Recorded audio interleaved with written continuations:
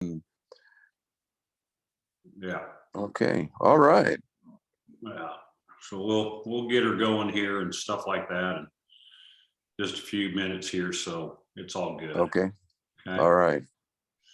So I'll edit everything out before I throw it on Zoom on the internet before we get going. Okay. It's not too hard to edit, I tell you. It takes just a few minutes just to cut things. Once I get it on frickin' YouTube, and then I can go ahead and move things around pretty easy. Okay. I'm gonna get with my boss and have him help me with my Zoom. I got my own ID number and everything, but the damn thing, I have to host the meeting, and I wasn't hosting it. I was letting you host it. So I went to join a meeting and it won't let me do it. I don't know what the deal. Right. So I'm gonna get together with him. He's the expert. So. Mm-hmm. Well, if you got everybody else's phone number there that you sent that to me, whoever's phone number you got, go ahead and send them that link so that way they know. Okay. Okay. While you're waiting, and we got 7 minutes before I'll get going. So. Okay. Can I swipe you off, and can I still just keep swipe you? me up and reconnect. It's not a big deal. Okay. Here we go.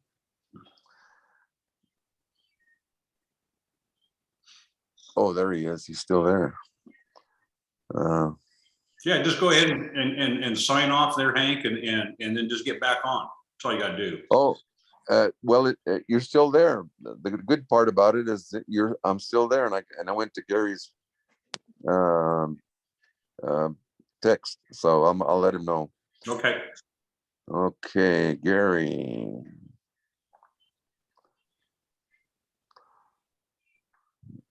Milt is.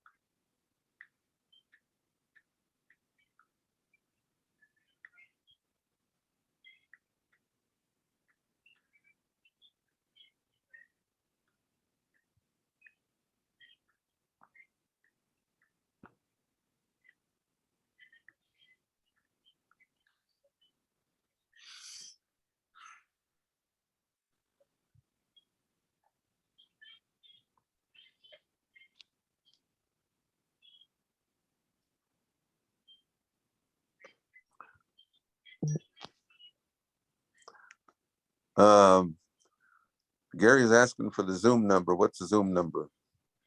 Just send him the link that I sent you, Hank. Just copy and paste and send it to him.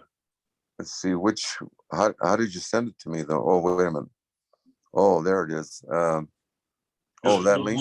Yeah, just push down on it on your phone and it should say copy, and then just copy. And then, okay, and then send it to him. Okay, here we go.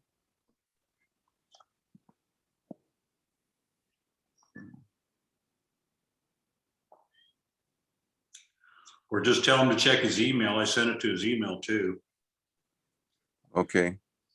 I think I sent it, it's the HTTP, just six, something like that, 833337061723. Is that it? Yeah, it just says join our cloud HD video meeting. Okay, the one that I just sent you on your phone. Yeah, that's the one I copied, Yeah, and it came up with all of that yeah. information. Good. So just send it to him? Yeah, just send it. Just copy and paste Okay. it onto his thing. Should be okay. Okay. And I'll send it to Tracy.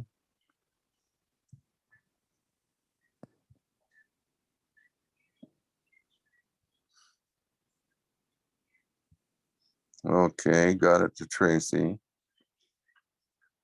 No, he's got it too, I think. No.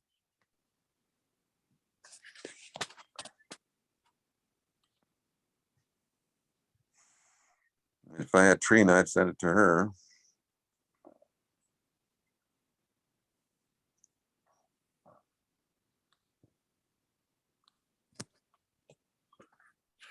Anyway, he said he just, I think he got it. Yeah, Gary. Yeah, there's somebody there that comes in as a Zoom user, so yeah. Gary just admitted, yeah. There's another person. Is that Gary coming on? No, it's another lady. Oh, it's Miss Taryn. There you go. Oh, okay. Hey, Yeah, buddy. Gary's connected now too. Oh, okay. All right. All What I'm gonna right. do is I'm gonna go ahead and just take everything here and just have you mute yourself here again there, Hank, and then we'll get going here a little shortly. Okay, mute. All right.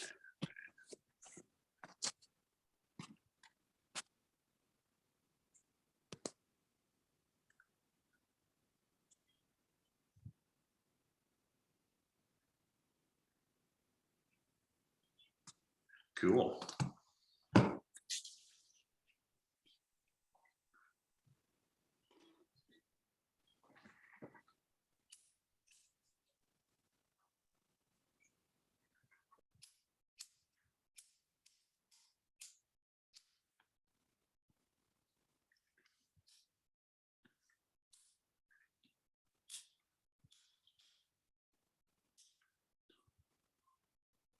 Do a little smudging here.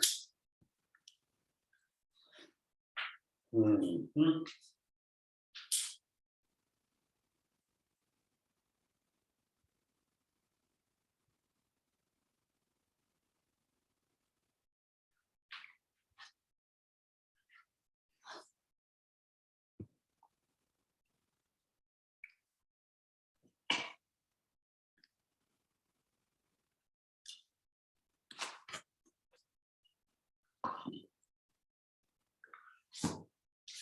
All right, guys, we're going to go ahead and get this thing going. It's kind of a last minute thing, so everybody who tuned in, I sure do appreciate it. We are going to have this recorded, so we'll be going and putting this on our BT YouTube site. So everything on that will be fine. Again, today we're going to talk about crystals and stones and the importance of them and how we utilize them within our tradition and within the healing modalities here locally and around the world. I was asked to do this talk by Hank Gonzalez. Hank Gonzalez is on our talk with us presently. And Hank and I go way back. He's known me since I was about 5-6 years old, and we grew up, and he's been a real important part of my life. Hank has had one of the, if not the longest running PBS show in the history of Idaho, as well as possibly the United States. And then so we were on his show on multiple occasions, and we really enjoyed that opportunity there in Idaho. And so today we're going to go ahead and just kind of talk about the aspect of crystals and stones and where they are within humanity and how we've utilized them. And so today we're going to go ahead and touch base first off on the aspect of why do we even utilize stones? Okay, well, since the beginning of time, stones have been utilized for many purposes. For instance, this stone here is utilized to crush corn, crush any type of things that we utilize for food. And so stones have been a daily part of our life just for food. Okay, and so when we look at it from that perspective, how else have we utilized stones? And so as hunters, the American Indian and other tribes around the world have utilized stones for different forms of weaponry. We've used it for arrowheads and things of this nature. But one of the most popular uses of stones in our American Indian heritage is the utilization of stones for scraping meat. And so this here is an actual buffalo scraper that was utilized in Wyoming. And as you can tell, it has all the different points of chip where it was all hand done. And it's a huge one. So, you know, this is the size of my hand. And so you can kind of see the size of it in comparison. And so it was utilized to take the actual hide and pulled to scrape the actual meat and fat off of it. And so that's another opportunity that we've utilized within how stones are utilized. Another aspect was in the area of protection. Stones were utilized for warriors protection, utilized in axes, utilized in mallets, utilized in all sorts of different aspects and opportunity. And so these are the things that we have to look at. And so here's one that was utilized for an axe. And so this was a warrior's stone, which would come across like this with the actual wood, and then it would be tied together with sinew and strengthened so that way it could be utilized in battle. Now, what else do we utilize our stones for? Well, we utilize stones in the construction of our home as well as farming. And so this is an ancient stone. And as you can see, it's carved, and it was utilized for scraping bark and things of this nature off of the wood, as well as utilizing it for agricultural purposes. And so this was actually used in the dirt to be able to use planting and stuff of that nature for us that are Pueblo Indians, as well as others who are within that traditional aspect of farming, because not all American Indians utilize farming techniques. And so those are some of the basic areas of stones that we've utilized. And so when we look at stones overall, there's many types of stones that are there utilized for different purposes. One of the main stones that are utilized in relationships are diamonds. Diamonds are considered the hardest stone, as far as on the planet. There are multiple different types of diamonds. They come in different colors. They come in your clears, your yellows, your blues, all natural. And so we even have places here in the United States that you can actually go and mine diamonds, natural diamonds here in the United States. And so those are kind of some of the areas that we utilize. We utilize it in jewelry. We utilize turquoise within our bracelet, Larimar and oyster. And so we have all these different aspects that we utilize stones on a daily basis. Most people aren't familiar with the aspect of protection. Protection of stones are very important to recognize as we move forward within our energies, as we enlighten ourselves, as we go through a serious time of life right now through this humanity change. And so these are things that we have to take into consideration within all these different aspects of stones. And so you can actually go out and mine stones yourself if you choose to. You can, be walking down the road and see a stone on the ground and be drawn to it. And in our tradition, stones that you're drawn to are normally utilized because you're missing that type of a mineral within your normal activity of life.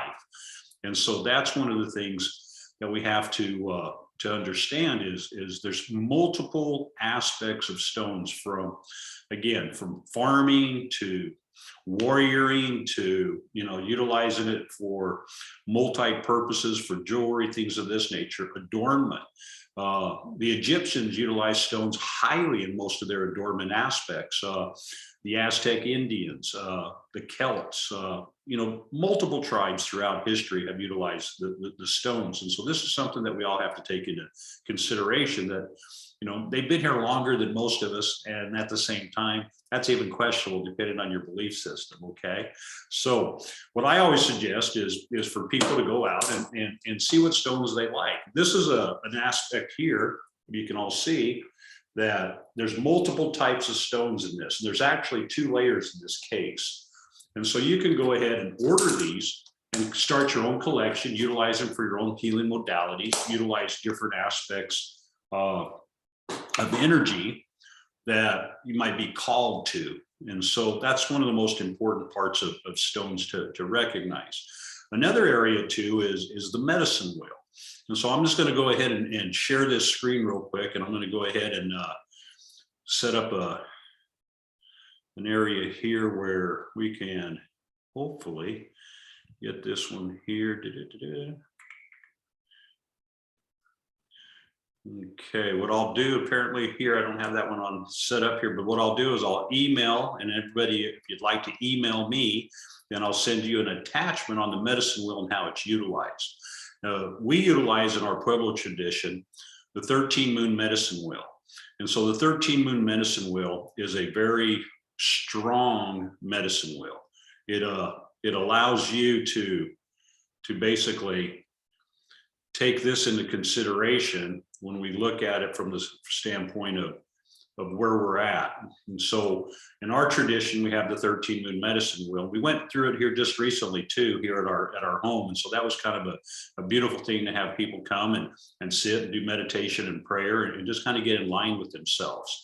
And so when you look at everything overall, the medicine wheel is very important to the American Indian tradition as well as other cultures.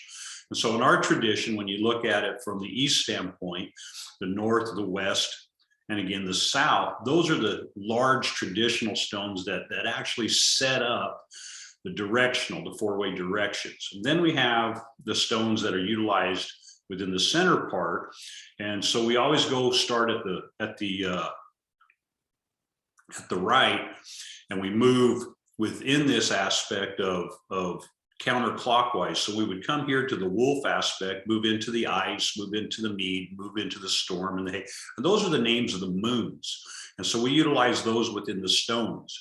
The 13 moon medicine wheel is a feminine energy. And so that's something that we have to be able to take into consideration as spiritual beings. And so our left side of our body is feminine energy. It's spirit and light energy. On our right side is physical energy, flesh and soul. And so it's the 3D, 4D versus the spiritual energy of all dimensions. And so those are the energies that we carry. And so the 13 moon medicine wheel signifies those 13 moons that are important energies within our life, within our cycles, within our astrology, if you're into astrology, different aspects within yourself. And so I'm going to go ahead and switch out of that real quick. And again, that's one of the most important aspects within the American Indian tradition is the medicine wheel. And so we also utilize it for our ceremonial pipes. We utilize it for different aspects within that area. Catlinite is a red stone that most of your Plains Indians utilize. Medicine pipes from the Pueblo Indians were normally made out of clay.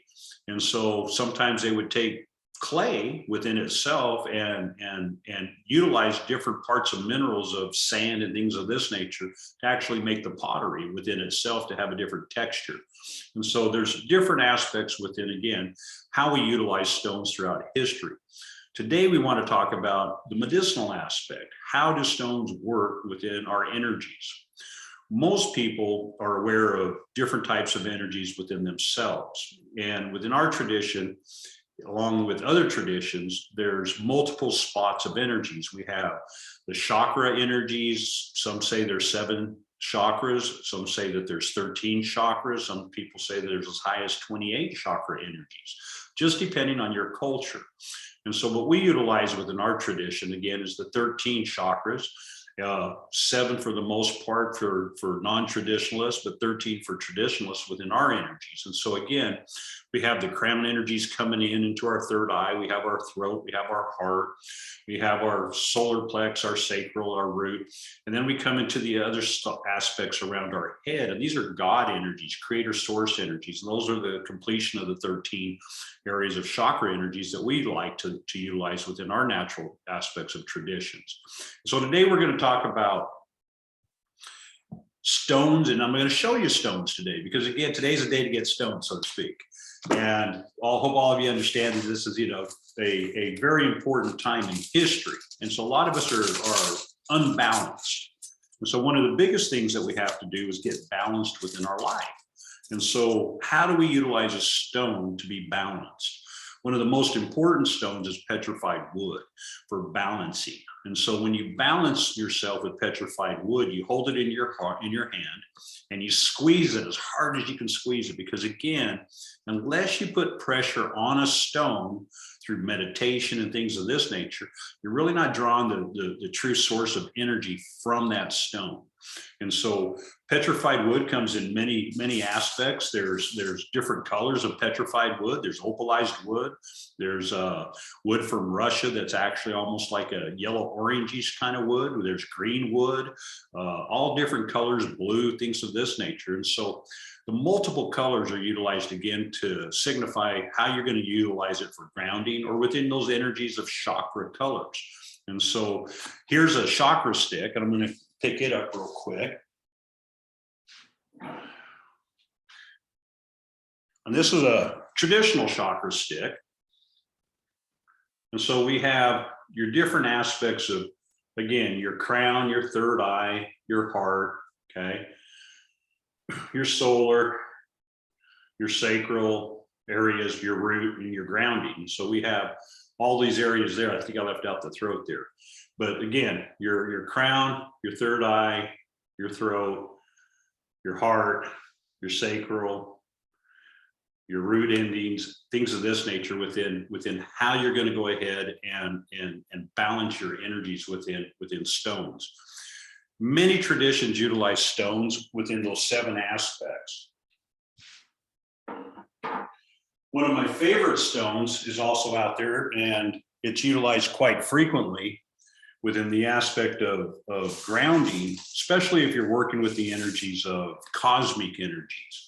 And those are meteorites. And so these are meteorites. They're very heavy. And they come in different aspects of forms, okay? This is a meteorite from New Mexico. And it's very powerful energy for touching base with the cosmic energies. And this is actually a meteorite from Florida. And so it's a little bit different energy from New Mexico to Florida, because again, when it landed on the earth, it created a whole different energy within the aspect of the minerals that surrounded it. And so when a meteor hits the earth, it's at such a high temperature that it actually melts the materials around it. And those materials are known as tektites. And so here's a form of a tektite. Okay. And it's kind of got like a little bumps. It almost looks similar to like something from outer space, and it comes in different forms. One of the most frequent areas for tektites is in the Texas region. And they have a lot of different varieties of tektites there. Moldavite is another area. Moldavite comes from Russia.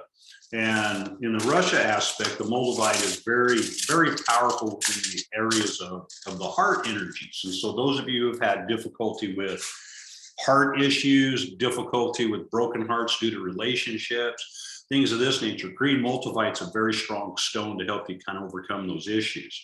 When we look at it from the standpoint of Lebanese tektite, we have different aspects of Lebanese tektite. And so it's a different color, if you can see. It's more of a clear stone. And so the Lebanese tektite, again, is a meteor that landed, created the sand and the energy around there to create the tektite there. The Indonesia tektite is more of a yellowish color. And so this one here, again, is from Indonesia. And so it's a different energy within itself, within those minerals. And then we also have the meteors that actually have gems in them.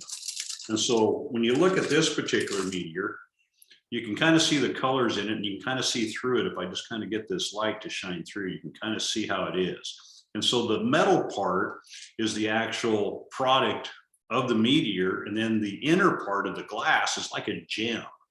And so these are really good if you just hold them on your third eye to bring in that consciousness of the cosmos.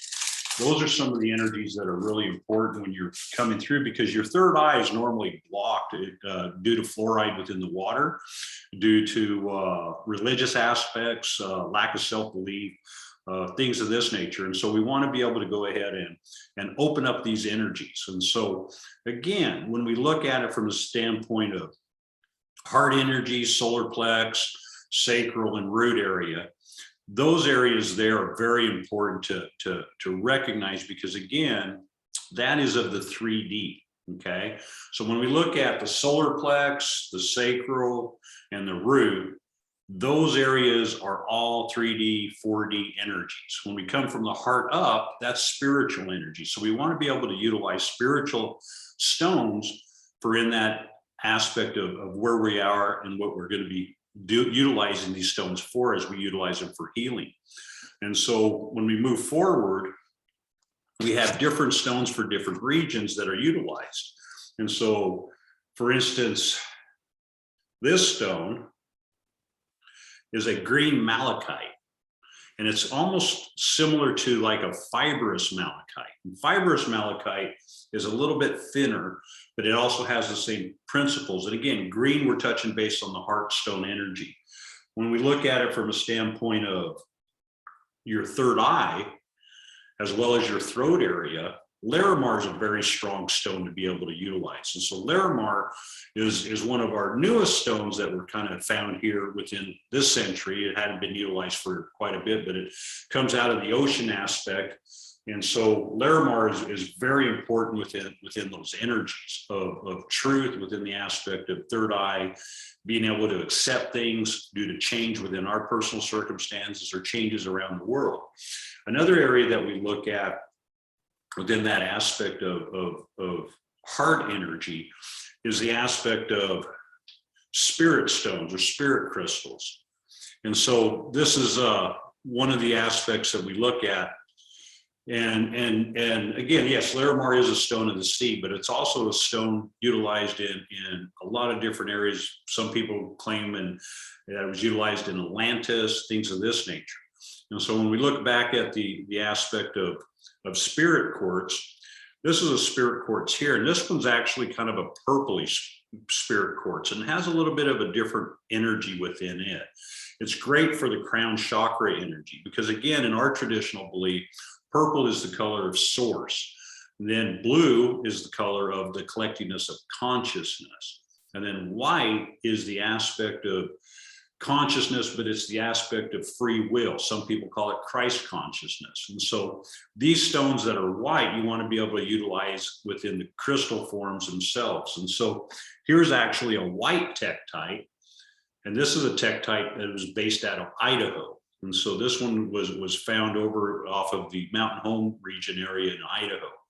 And so it's a different energy. And again, wherever they land, they take the energy of the nature of the earth, what's happened in that region, things of this nature. And so when we look at the spirit stone again, we looked at the one for the crown. And then there's another spirit stone that's kind of a yellowish color. It has a little bit of a brownish tint to it. And so it's really good for the solar plex area as well as the grounding area. And the sacral area as well, within that energy of just maintaining, good positive energies within your sexual activities. And so as we move forward, another area of stones that come into effect, and we touched base about this earlier, this is petrified sage. And it's one of the rarest aspects of petrified because sage is such a porous root and it's fibrous. And so it's very rare to find petrified sage. And so petrified sage, this particular stone was found in the Nevada-Idaho region. And it took a lot of years before we found this one, but we were fortunate enough to find several pieces in different shapes and sizes. And so the petrified sage is one of the most sacred to the American Indian traditions due to the fact that it is sage, and we utilize that for clearing negative energies and things of this nature. So sometimes we'll utilize that within the aspect of healing if a person's just surrounded with lots of negativity, areas that they're having difficulty overcoming within their life. And so we'll utilize that sage right within the center part of the body, right below the heart, almost below the sternum aspect. And so we'll place that there for the ability to not only ground the heart and the solar plex area, because there's a division of energy right there. And so what we utilize that for is for protection of the heart, as well as protection within the wishy-washiness that the solar plex energy brings in. Most people think that the solar plex is always going to be right. You've heard the term, my gut instinct. Well, if you've really lived life, you know that the gut instinct is about 50% right and 50% wrong. So again, it's that wishy-washy energy where we question ourselves, our direction, things of this nature. And so that works really good to blend the heart energy as well as that solar plex energy within the relationship aspect, or even within your daily activities of working, within a harsh environment. In other words, you have a lot of difficulty within that environment. Another area that we look at within that aspect is we have stones that we utilize for moving energies. And so we like to use obsidian. And obsidian comes in different forms. And if you can see through this one here, that's a rainbow obsidian. You can kind of see how it moves through the colors within it. And then we also have just your simple aspect of obsidian as well, within a little bit more of a rainbow color. And when you hold these up to the light within the sunlight, you'll see actual colors of rainbows within that perspective.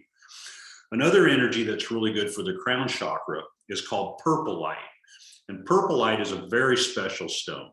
And purpleite is really, an amazing stone when you're utilizing it with conjunction with the crown chakra and the third eye. And so if you had purpleite on your crown, and let's say, for instance, we were talking about the meteorite earlier, and you place that on your third eye, you're going to be able to download enormous amounts of knowledge that you're requesting from source, from God. And that's one of the main areas that we like to utilize. Another stone that's really good for tumors and different things that we've utilized in our healing modalities is a stone that's utilized with malachite and azurite. And this is a stone right here, malachite and azurite. And if you see, it's kind of got like a little hole in it right here. And so right there. And so when we utilize it, we like to utilize it over like cysts, bumps, things of this nature that are infections. And so you just lay it, let's say, if hypothetically, if somebody had something on their shoulder, you would just lay that over it. And that energy will pull and dissolve that cyst or that inflammatory area there. It'll take that energy out. And so that's another area that we utilize. And again, this is all for educational purposes, okay? And so when we look at it from a standpoint of tangerine quartz, you can kind of see it's kind of got a little bit of an orange tint to it, okay? Tangerine quartz is an aspect that we utilize within the forms of the solar plex as well as the sacral area. And so those two areas, when you lay it in between the belly button and your lower area, and you lay it right within that area, what it does is it works the energies into a modality of synchronicity where you're at a higher frequency. So it's very important to utilize. No, for those of you who have asked, we haven't used any of the sun guide, and again, this is azurite and malachite. Okay, there's two stones in that. And so that way you have an understanding that stones just don't normally come together just in one aspect of mineral. There's a lot of different aspects of stones that have multiple minerals in them. And so those multiple minerals are utilized for multiple areas within the body. And so that's another aspect. Those of you who are water signs, okay, a really good stone to utilize are water stones that are actually, for instance, petrified clam or oysters. Okay, we also have the aspect of petrified mussel. Okay, those are really good for people who are cancers, and again, like water signs, when you're having difficulty, really touching base within your own energies. It's always best to reconnect with whatever stone represents your sign, so to speak. And that's another important factor. Another area that we look at are how stones are cut. Okay, we have natural stones. Okay, and this is a Herkimer diamond. It's a pretty good size one, but it's all natural. It's never been cut. It's not been machined or anything like that. Okay, and your Herkimer diamonds again are a very strong stone for the third eye good for the crown, good for the throat, good for the heart, those areas of high energy, high frequency. And so that's an important aspect to recognize within natural stones and then cut stones. Some of you might have heard of the term Vogel, and Vogel cuts are a precision cut. And so this here is a Vogel cut. There's not any area on this stone that has not been metered and maxed to the most precision of a cut. And I like to utilize this one on the third eye. And when you utilize it on the third eye, it really brings in a lot of energy from the crown to help calcify your third eye in case you have a lot of calcium buildup within it. And sometimes when that doesn't work, if you're having difficulty, just take the back of your hand and just smack yourself right there on the top of your third eye. A lot of times people ask me, was my third eye blocked? And so if I don't have a stone with me, then that's what I'll do sometimes. I'll go into a little bit of prayer and I'll just go ahead and take my hand and smack somebody. And it's in a good way, you know, it's all done with love. So again, here's another stone that's a Vogel cut, and this is a clear quartz. You can kind of see the precision of the cuts as I rotate it.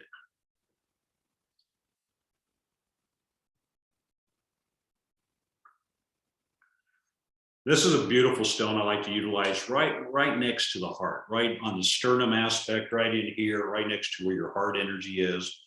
And it's one of the strongest stones that we utilize within that heart energy. Another area that we utilize too is your aspect of rudolite, where it's a crystal, but it has like fragments of like metal and different aspects in it. And so this is one here, and you can kind of see, I'm going to kind of turn it a little bit so you can kind of see the rudolite inside of it. Okay, that's another really beautiful stone within itself. We also have stones that are forms of Lemurian crystals, different things that are utilized as terminology from high source energies, where in some traditions people believe that they are Lemurians, people of the earth, people that live in the aspect of hollow earth, people who lived in the water, people who are star people. And these crystals are normally a much clearer and stronger frequency. And so here's one here that you can almost, you know, you can kind of see through it for the most part, all the way down.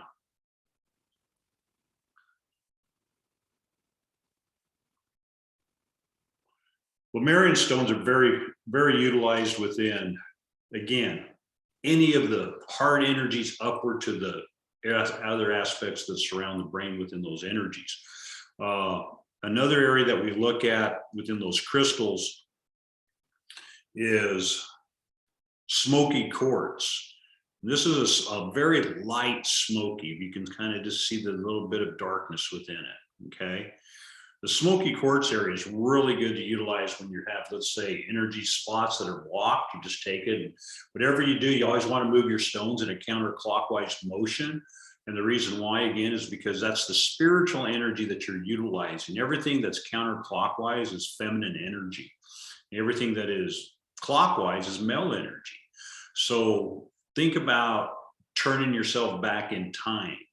Okay, and that's kind of what this energy does within counterclockwise motion. When you're utilizing any crystal, you're coming in that circular area and you're doing it counterclockwise, and what it's doing is it's eliminating any male energy. Now, what's male energy? It's ego, it's fear, it's anxiety, it's stress, it's guilt, it's shame.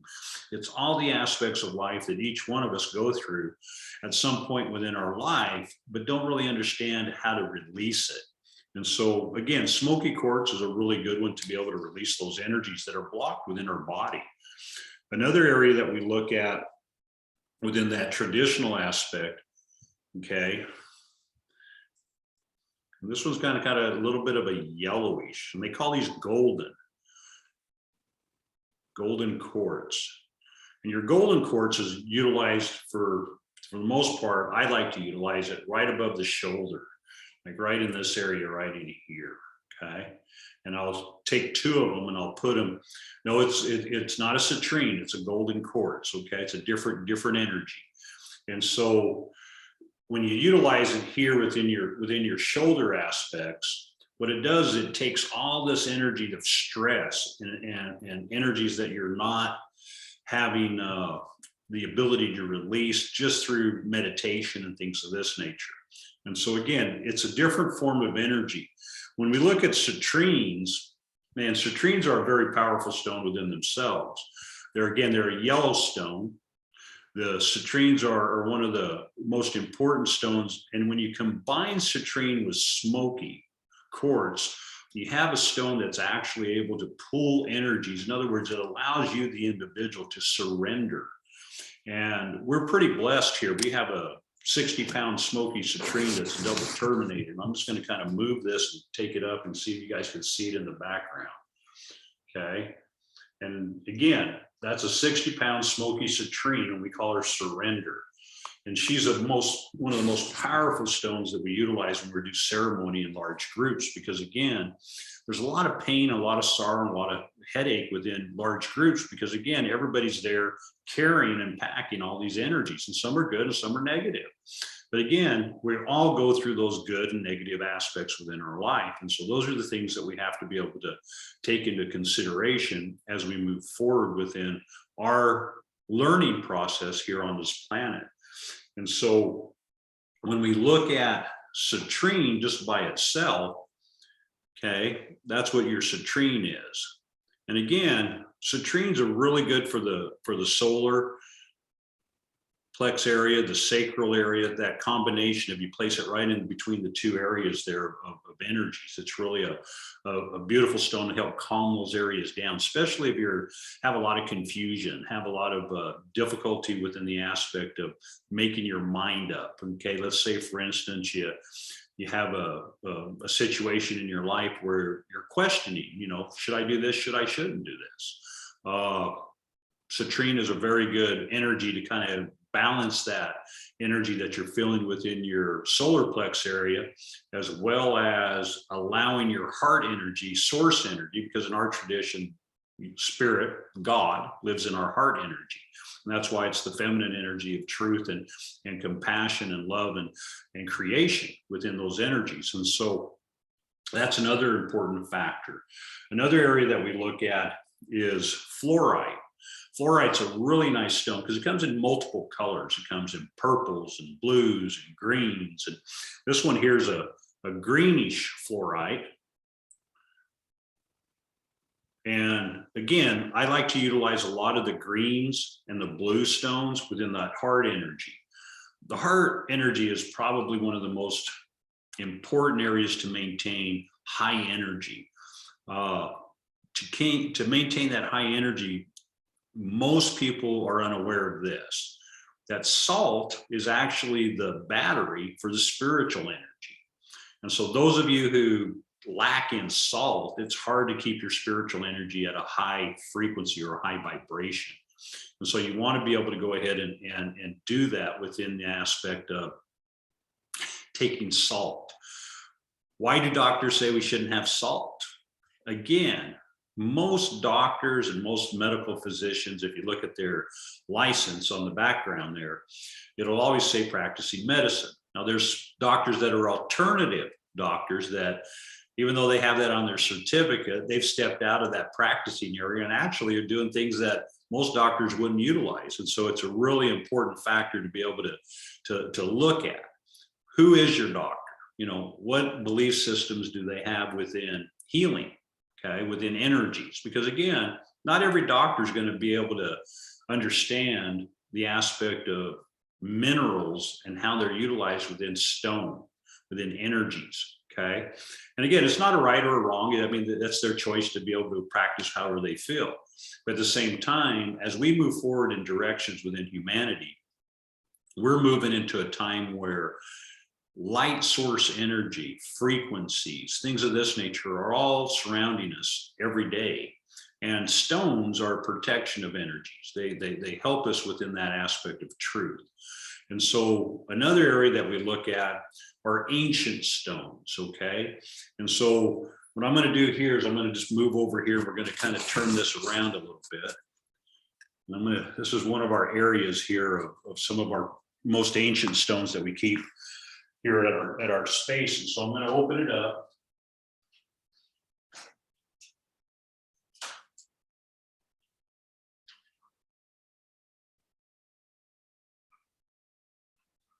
Now, this is one of our prize stones. This comes out of Russia. And this is a mammoth tooth. Okay, so this has so much knowledge of our history around the world. And again, when you look at ancient stones have so much energy because, again, they've been in the earth for so long. Mammoths, it doesn't matter if it's a whale, doesn't matter what type of animal, dinosaurs, okay? And so those are really utilized for like drawing in past life experiences because they maintain the knowledge of the history of the past so well. And so again, that's a mammoth tooth. Just so all of you have never seen one, that's what it looks like, okay? I'm going to pick up a dinosaur bone next to show you it.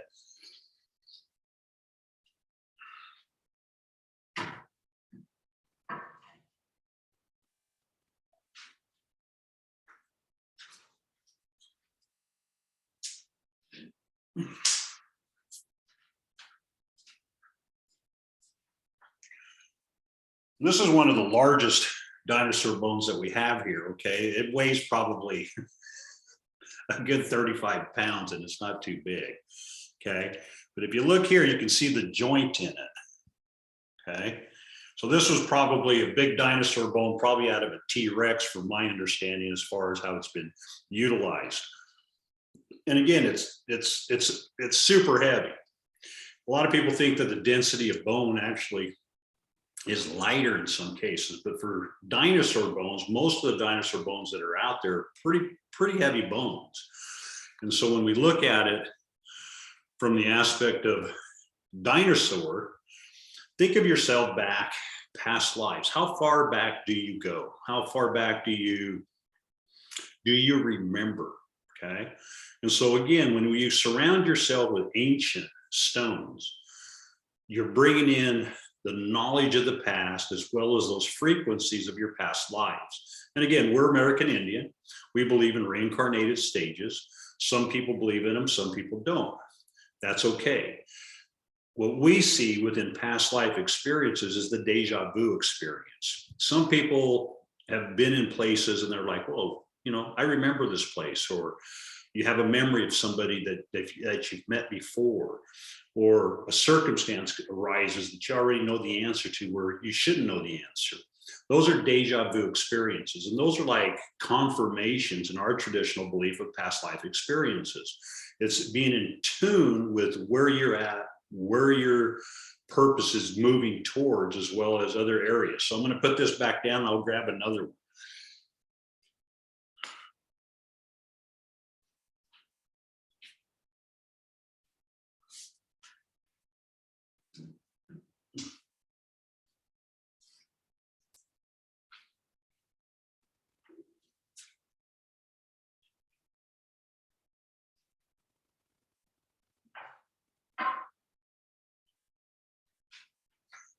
This stone that we're going to show you here today is a real special stone in the aspect of spirituality. It's called lazurite. And lazurite is a stone that's a gummy stone if it's a true lazurite stone. And so it's a multi-color of blue. And it almost looks like gum, just so you guys know. And so this is lazurite. This is probably one of the largest pieces of lazurite that probably around, at least in this area here. And again, it's definitely a museum quality piece. And when you hold the lazurite, this is a collectingness of conscious stone. And so when I go into deep meditation and I'm doing meditation for the world and bringing in powerful prayers and things of this nature and an understanding of what's transpiring around the world, I'll utilize this stone and I'll get downloaded with information where it just almost puts me to sleep.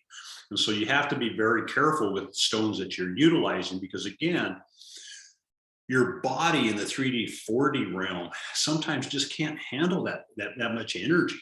And so I don't know if any of you out there have ever picked up a stone which just kind of gave you kind of a buzz, so to speak. That's probably because your energy level isn't at the highest frequency to be able to receive that stone. And so again, this is one of the most important stones within our collection, because again, it brings in the aspect of the collectiveness of consciousness. The collectiveness of consciousness is, in our traditional belief, when we pass, this is how we look at life, okay? The soul is a 3D, 4D energy of Earth, okay? When we come here in spiritual form and take the physical form, we create the soul. So the soul is 3D, 4D frequency or vibration. And so if we're from source, which is the highest frequency of vibration, and the 3D, 4D is of the lowest vibration, it's in two energies. And so they never really match up. They can't come together because it's a different frequency, okay? And so in our tradition, we believe that the soul is kind of like a thumb drive. It takes all your memory of the 3D, 4D realm, all your experiences, all the things that you've done here on this lifetime only here on Earth, okay? Then it plugs into the spirit, which is in your heart, and it uploads all that information. And then the spirit returns back to source. And as it returns back to source, it drops off all your memory to the collectiveness of consciousness. And that's our 13th moon, and when I referred to that earlier in the medicine world. The collectiveness of consciousness is what allows each individual to determine prior to coming to Earth what purpose they will have, what opportunity will they create, not only for themselves, but for humanity in a positive direction. And so again, we look at it from a different perspective, okay? And again, we have our own belief systems as well. In our tradition, we have what we refer to as the peacemaker. And the peacemaker is what you people who are Christians refer to as Christ. Again, there's multiple names, multiple terms, multiple examples and similarities throughout all traditions and all cultures. Our peacemaker actually had a stone canoe. In other words, a rock that floated on the water, no different than Christ walking on water. And that's how we look at it as a traditional Pueblo Indian. And so that's another area. So I'm going to put back Gummy. And again, if you guys have that opportunity to ever, run across some of this, feel free. I mean, some of the stones are hard to come by. Some, I've waited for 10, 15 years before I could ever find one that actually I could call that energy that I was able to accept. Again, some stones you can handle because again, your frequencies are of the high consciousness. Some stones are of the low consciousness frequency. And so you might be drawn to one or the other. And sometimes you're drawn to both because again, it just depends on how your modality and how your training is. And so we're going to get another stone here.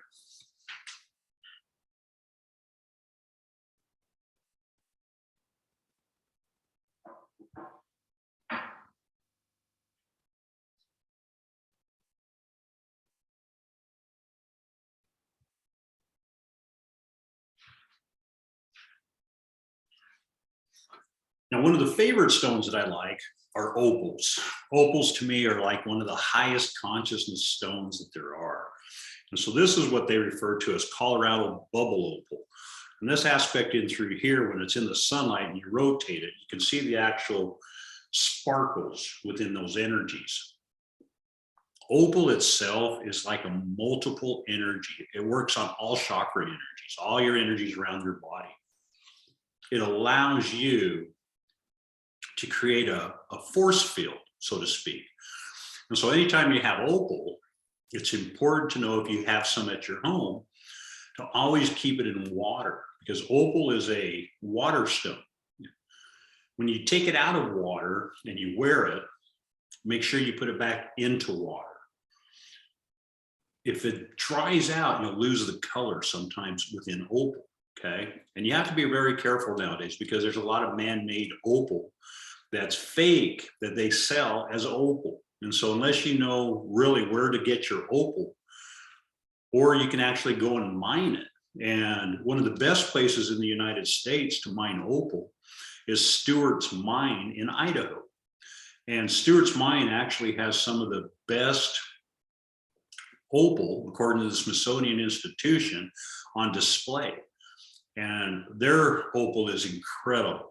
I mean, there's pieces there that are only this big around that go for $50,000 because of the clarity and the color within them. And there's pieces that are smaller that, you know, might not have too much color that go for, you know, a lot less. And so again, opal has multiple colors. You have Australian opal, you have Indonesia opal, you have all these different colors of opal. Black opal is probably one of the rarest aspects that come out of Australia. And it's a dark, deep, rich black that has a green, yellowish red, almost a fire, like somebody just put stars on it. And it rotates really, really nice within the color. The colors will frequent.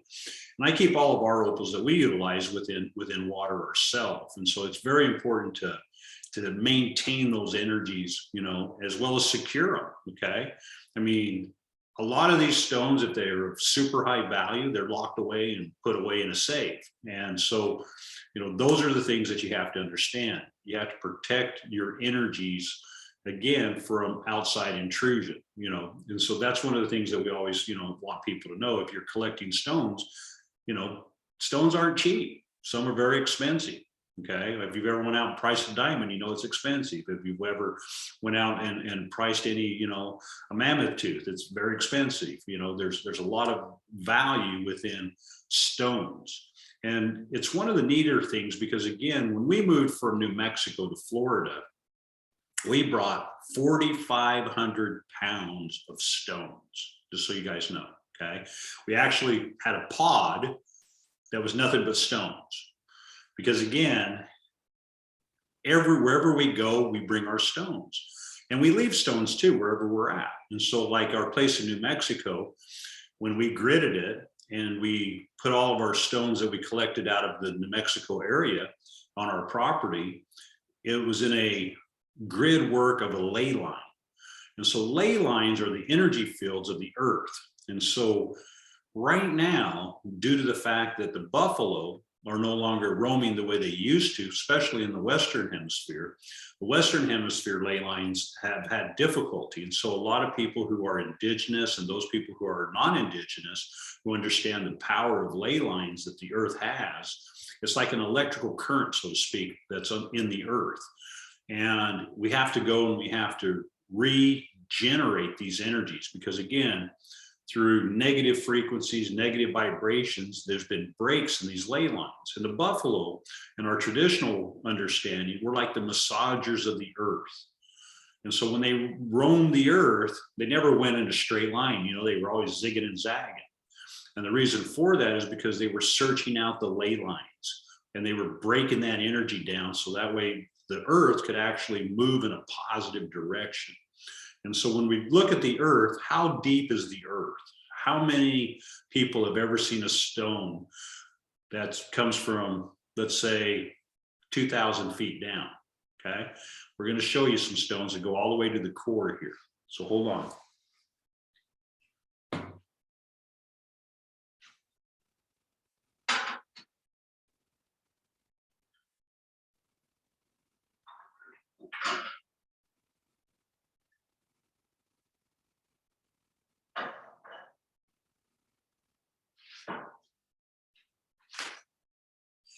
When you're digging and drilling, okay, the drills that they utilize for, let's say, oil or natural gas and stuff like that kick up stones. And so I was able to receive these stones from a person who does exactly that. He's a driller. And so this here is a stone that's probably right around, I'd say, 800 to about 1,000 foot down. Okay. And so that's what the earth looks like in that particular area. And so when we get down further, it changes color. And so this is a stone that comes all the way down to, I'd say, another 2,000 feet down. Okay. And so again, Think of minerals and material of the earth.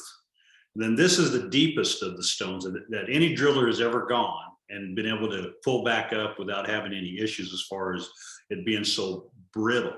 But this is the closest stone that I have to the center core of our earth, and it's a purple. I don't know if you can see the purple color within this video, but if you look at it just normal, it's a purplish color. And so I think that's pretty interesting how, as we go down deeper, the earth is similar to our chakra energies that we have as well. And so we have different colors of ley lines that are on top of energy. And as we dig down, the different layers of earth change color as well, just like we do within our energy fields. And so we'll work on this next stone.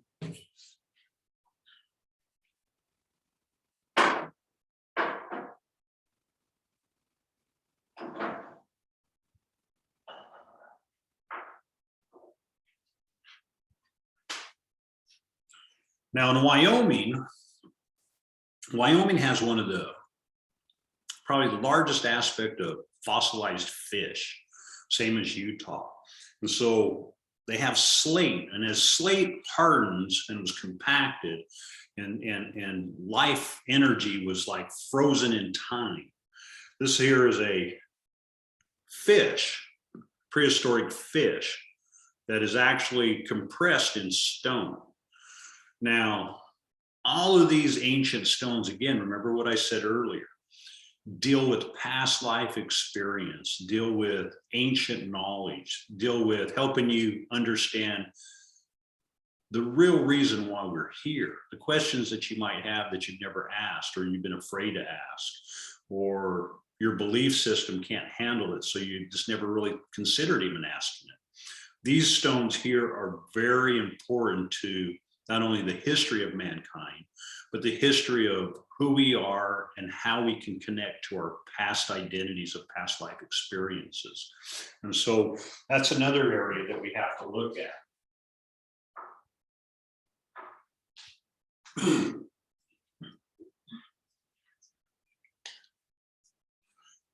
This is a stone from Idaho, and it comes from an area outside of McCall, Idaho. And the area in McCall, Idaho is pretty much a ski resort area. It's beautiful in the summer. They got lakes and things of this nature, great fishing, great outdoors. But right close to McCall, Idaho is an area called Crystal Mountain. And Crystal Mountain is exactly what it is. It's a crystal mountain. You walk on jars of crystal.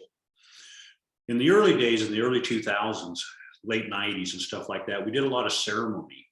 And we did a lot of ceremony with another shaman gentleman out of the Shoshone tribe, and his name was Blue Thunder. And he had an understanding of how to really fix grid lines, ley lines. And so him and I got together and we started working on mountain ranges and different areas to heal the earth, heal the planet. And so Blue Thunder did a lot of work in the Nevada region where they were having droughts, in Arizona, all over the Midwest and overseas, and pretty much even here on the East Coast. He worked with a lot of people. And so Blue Thunder and I and others, while we were doing ceremonies, and I was at Crystal Mountain doing a ceremony with other people, the mountain actually kind of opened up. And when I say it opened up, it formed a crack that had never been on that top of the mountain. And another individual who was small enough to be able to go into the crack went in there, and when he came out, he told us what he saw. And what was inside there was like a formation of a crystal altar. And on top of this crystal altar was a stone. And so he was in prayer and meditation, and the mountain said, take this stone and utilize it to help heal humanity here on earth.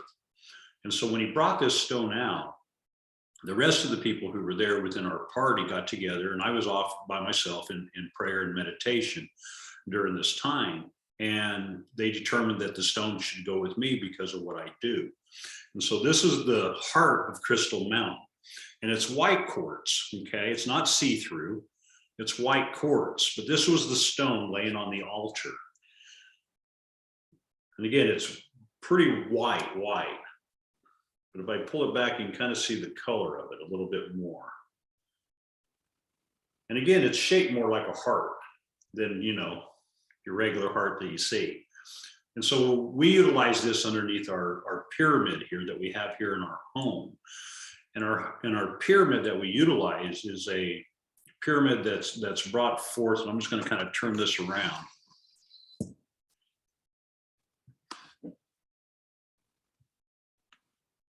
And the top of that pyramid has 17 different types of minerals. And it has minerals from everything from silver, gold, to platinum, to quartz, to, all different types. And it's utilized to a pulsation. It actually has a rodent coil inside of it that's compressed. And what we utilize it for is to block energies of negativity that surround us. Because again, those people who are out there within light source energy, which is probably the majority of people that we work with, shadow energy or negative energy always is seeking you out. And the reason it seeks you out is because as your consciousness level rises in a higher area of truth, what happens is the shadow energy finds you. Okay, because again, your energy source around you is bright. A force field lifts. It's recognized by shadow energy. So that shadow energy tries to come and shut you down. And so when you find yourself in negative energies, a lot of times it's because you're moving in frequencies in a higher energy. Okay, and it doesn't necessarily always mean that you're going to go through a negative aspect, but you're definitely going to be going through different types of transitions within your life. And that's the important part. There is no shame, there is no guilt, and there is no fear when you live in the spiritual realm. The only time we have those aspects is when we stay in the 3D, 4D realm, okay? We must stay in the 3D, 4D realm a bit, but we don't necessarily have to deal with everything within that realm, because again, we're spiritual beings. We're light source energies. We're here for a purpose of creating a humanity of 1,000 years of peace. And that's what we're all working towards presently. And so when we do our prayers and our meditations and things of this nature, everybody that's involved within our ceremonies is given a stone to hold during this time frame. And so a lot of times it'll be utilized within the aspect of what I mentioned earlier, petrified wood. And the petrified wood that we like to utilize is Amazon wood.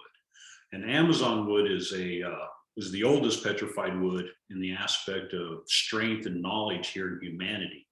And so we utilize it. You can't get it in the United States anymore. It became illegal after the 70s. And so those people who do have petrified wood from the Amazon are very fortunate.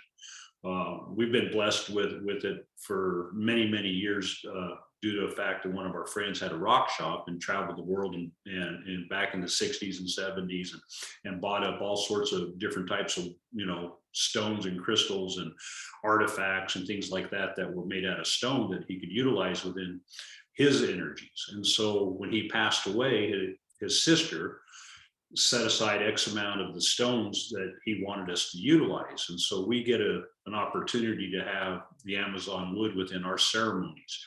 And then we mix it within the ceremony, traditional woods of our area that we live in, okay? Here in Florida, we have palm wood. And palm wood's really a different type of wood. It's petrified wood, but it has like little dots in it.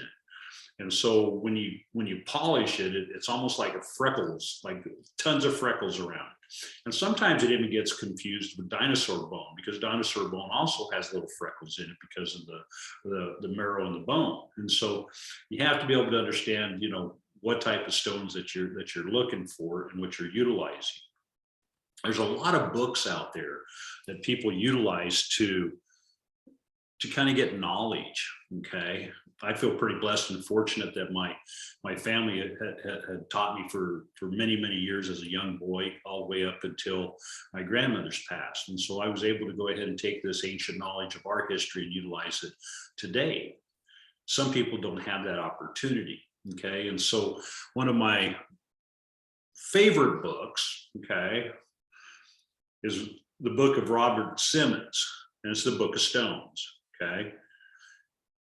And again, this will tell you what a stone does, the hardness, the type it is, how it can be utilized to help heal. There's other Arthurs that are out there. Here's one, Crystal Gems and Metal Magic.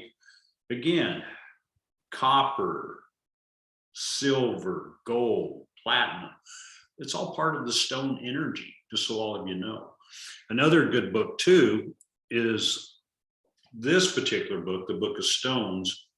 And it's a larger book than the one I showed you at first. And it has another author within that, Nishiza. And so it has a lot more information than the first book that I showed you. And so those are good stones books to utilize when you're sharing with people that don't have the information. You can, say, hey, well, check this out here and tell me what you see, what you feel, what you're called to. The medicine wheel that we set up in people's homes, we utilize it to move negative energies and create protection rings around the home. And so, for instance, when we did Hank's home earlier, years and years ago, we went ahead and set up our medicine wheel within his energy realm. And since that time, he's had all sorts of really interesting experiences. He's had orbs and different things come to him. He's had energies of protection. He's gone through different battles within his energy, but he's been able to utilize the spiritual energy of the stones to move forward within his belief system as well. And so there's multiple aspects of truth within stones. And so I'm going to grab one more stone and then we'll move forward.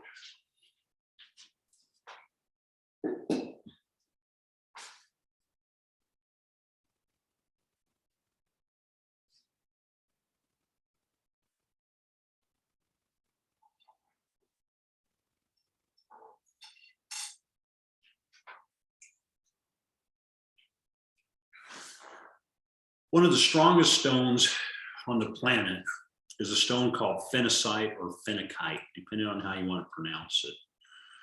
Phenacite and phenakite normally are pretty small stones, very small crystals. However, back in the early 30s and 40s and 50s, there was a gentleman that traveled the world, a geologist, who searched strictly for phenacite stones or phenakite, however you want to pronounce it.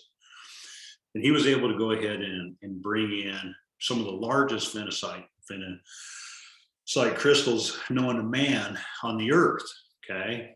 And we've been pretty blessed and fortunate to be able to utilize these stones that he found around the world. And so this is one of the largest phenakite stones that you'll ever see in life, because again, they're not normally found in this size.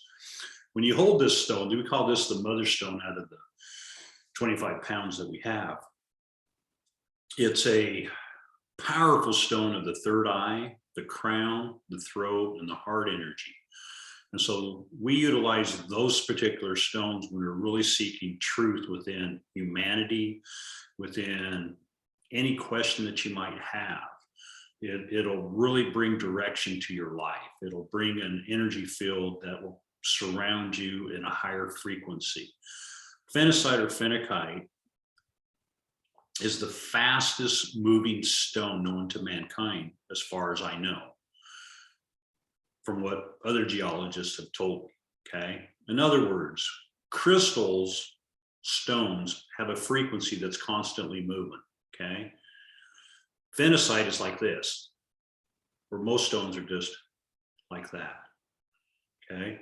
And so when you hold a phenacite or a phenakite, your frequency starts moving so fast that the energies are just amazing, okay? So any of you out there who have difficulty within protecting yourself from any type of addictions, things of this nature, or negative input, shadow energy, I suggest, as always, find you some phenacite or phenakite, look online. If you purchase anything online, make sure you smudge it, put it in water under a full moon, let it set out, bring it into the new moon energy, and then make it manifest whatever your desire is. And to me, that's probably the most important part of the energies of stones, is how you can utilize it to create. It isn't manipulation of negative energies, it's the creation of positive energies, just so you know when you utilize stones.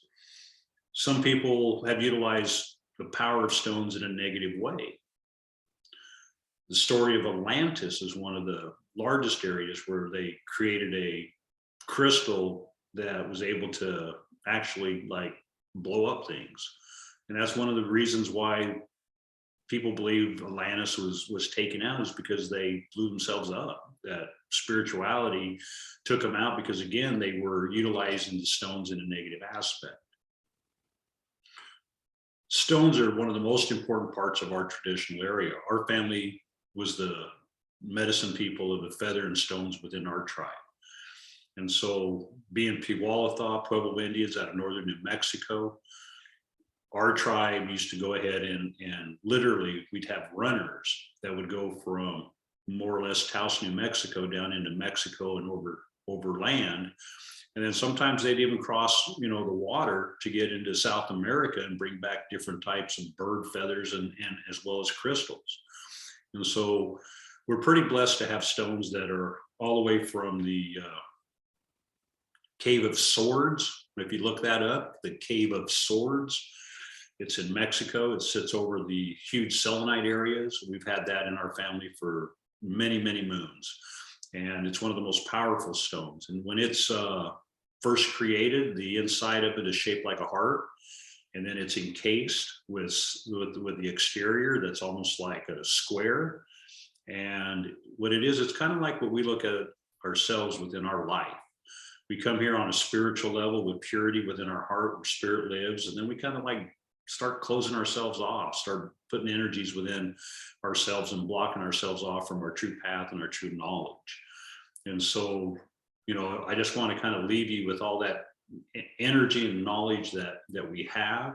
I'll open it up for some questions here. And so what I'd just like you guys to do is just go ahead and unmute and feel free to ask a question, and we'll do our best to get your answer to you. I'll be right back.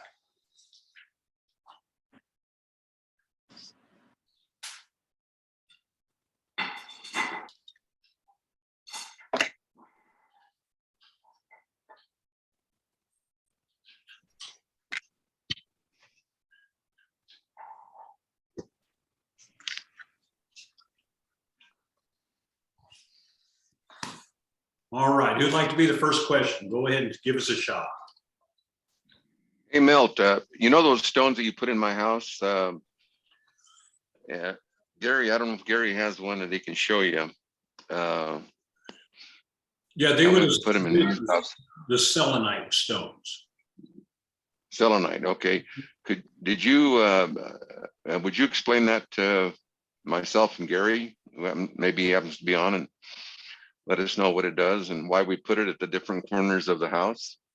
Well, when we grid a home, we're gridding a home for protection of shadow energies, negative energies within the home, things of this nature.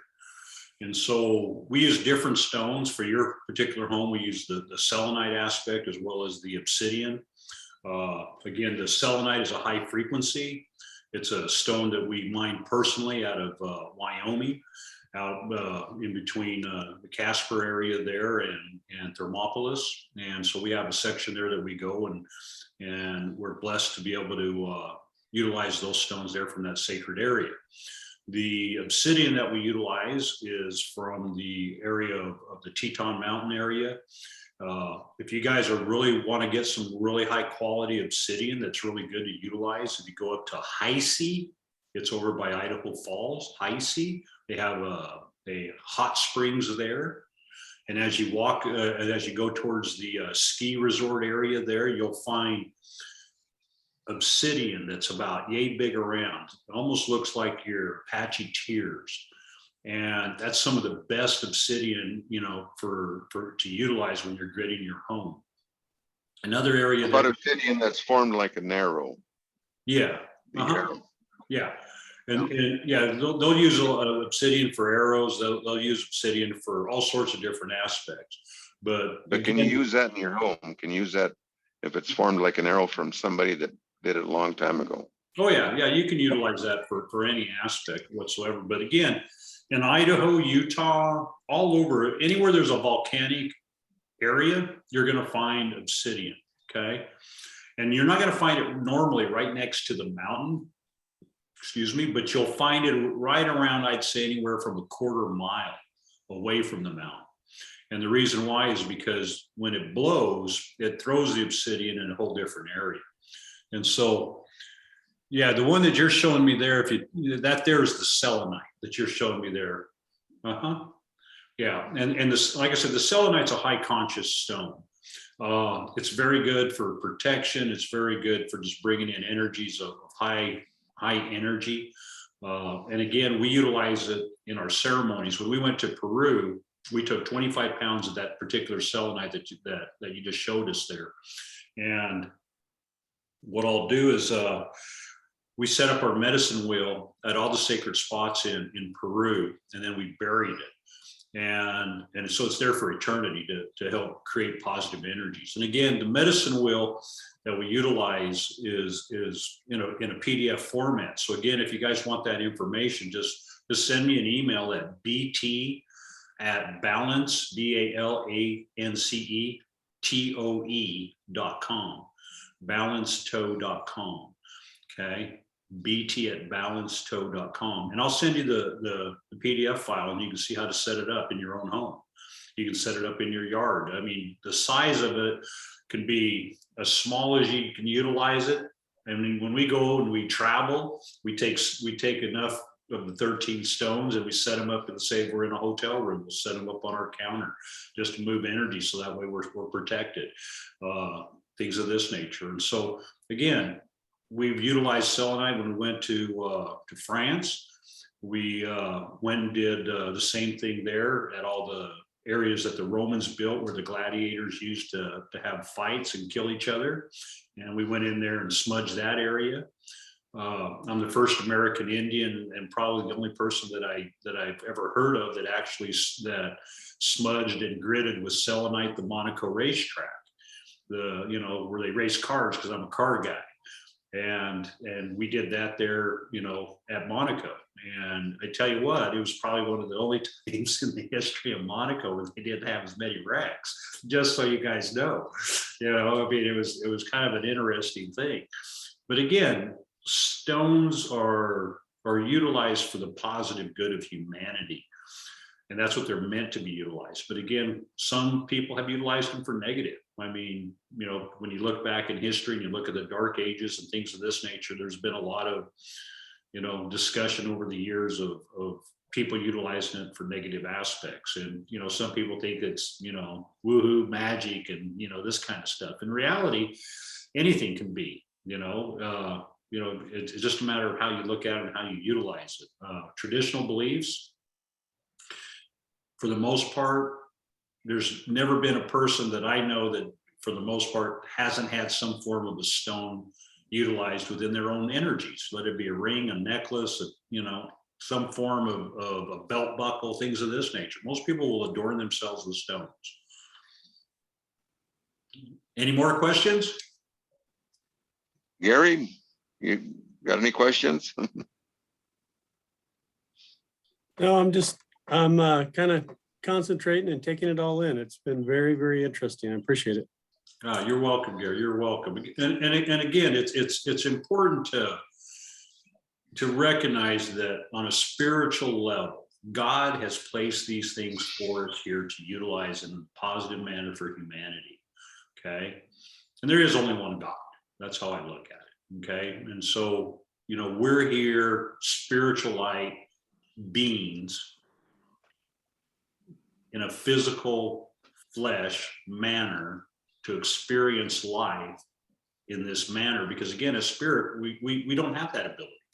As spiritual beings, we can walk through doors, we can communicate through different dimensions, we can do all sorts of things. But in the physical flesh, some of us have that ability to utilize different ways of communication on a spiritual level, because again, we're connected to all things. And that's something that in our tradition, we're all the same age in spirit, we're just different ages in soul lives. Any other questions?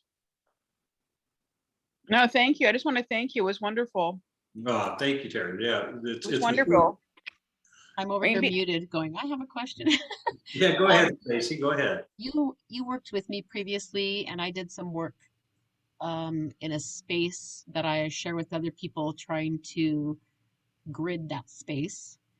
But it's been some time and I'm noticing a lot of difference. What do you recommend if you're doing something like in an office building where you're using stones and crystals to help with the energy and help with what you need to do when things are tucked away? Do they need to come out and go back into the water? Is there a time frame you think that those things should happen, or get out to the new moon energy? What do you recommend with something like that? Well, in office spaces, this is anything that's a public space. Okay, first of all, needs to be cleansed periodically.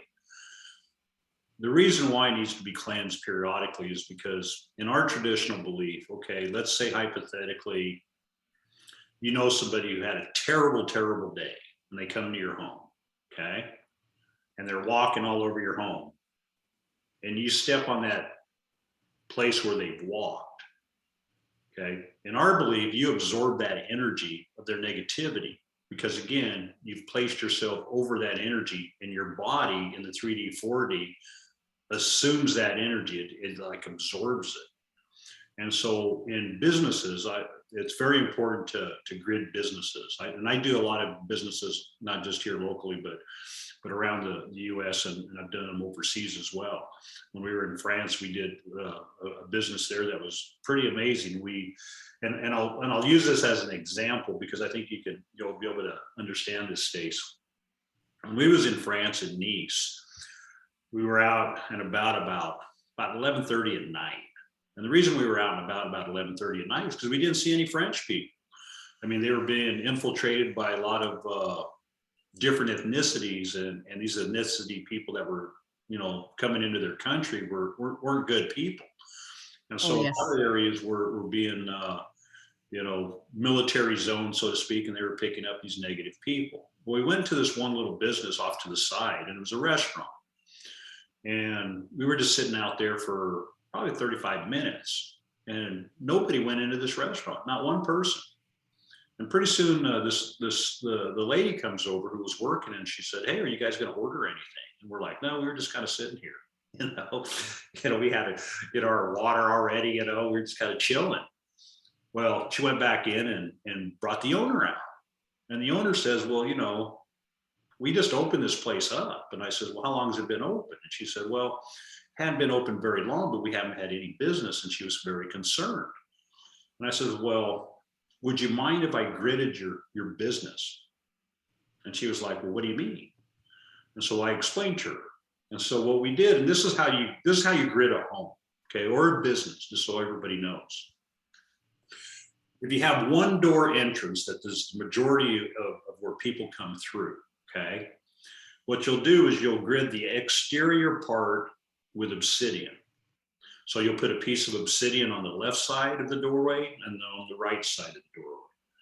Then as you come in through the doorway, you're going to set another piece of obsidian on the right and the left. Okay, so you have it like on both sides of the doorway. Okay. Now, at the same time, you're going to go in a counterclockwise motion. And so if it's a business, you're going to go to the right, and you're going to go along the wall, all the way till you come into an office space and go along the wall. And you're always going to go right until you come all the way around, until you come all the way back around to the door. Now, if it's a business that has multiple levels, then you want to start at the very bottom, so the basement, and then work your way up, okay? In your particular case there, what I would do is you're probably most likely having more people come in the side door by your parking lot than the door that's facing the road, I would say.